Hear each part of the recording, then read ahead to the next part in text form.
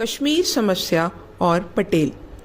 यदि सरदार पटेल को कश्मीर समस्या सुलझाने की अनुमति दी जाती, जैसा कि उन्होंने स्वयं भी अनुभव किया था, तो हैदराबाद की तरह यह समस्या भी सौदश्यपूर्ण ढंग से सुलझ जाती।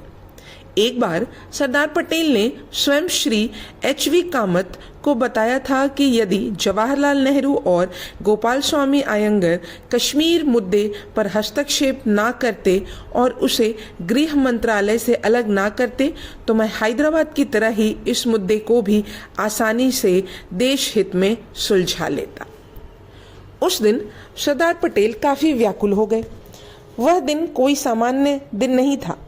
इतिहास तय करने वाला था भविष्य। एक संदेशवाहक आया और उसने तत्कालीन उप प्रधानमंत्री व गृह मंत्री सरदार वल्लभ भाई पटेल को प्रधानमंत्री जवाहरलाल नेहरू के भाषण की प्रति दी। नेहरू के भाषण को पढ़ते ही पटेल चौंक गए।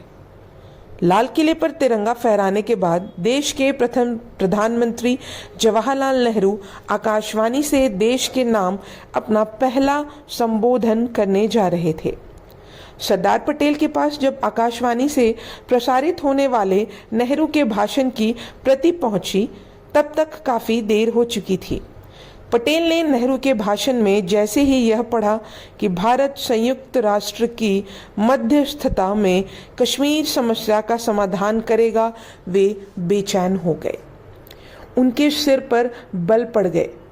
उन्होंने नेहरू का यह भाषण आकाशवाणी से प्रसारित ना हो, इसके लिए भरपूर प्रयास किया, परंतु दुर्भाग्य से वे विफल रहे। नेहरू का भाषण पढ़ते ही उन्होंने तुरंत उनके निवास पर टेलीफोन लगाया और पूछा कि नेहरू है या निकल गए। जवाब मिला कि नेहरू आकाशवाणी पर राष्ट्र के नाम संबोधन के लिए रवाना हो चुके हैं।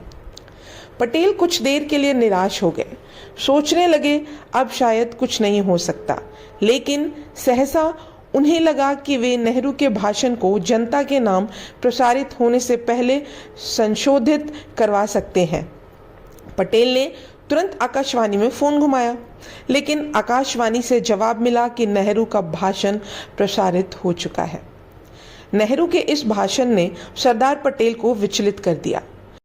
पटेल नहीं चाहते थे कि कश्मीर की समस्या के समाधान में कोई तीसरा पक्ष मध्यस्थता करे, लेकिन नेहरू ने अपने पहले भाषण में यह बात कहकर भारत की बड़ी कूटनीतिक विफलता दिलाई। सरदार चाहकर भी नेहरू को यह भाषण पढ़ने से रोक नहीं पाए।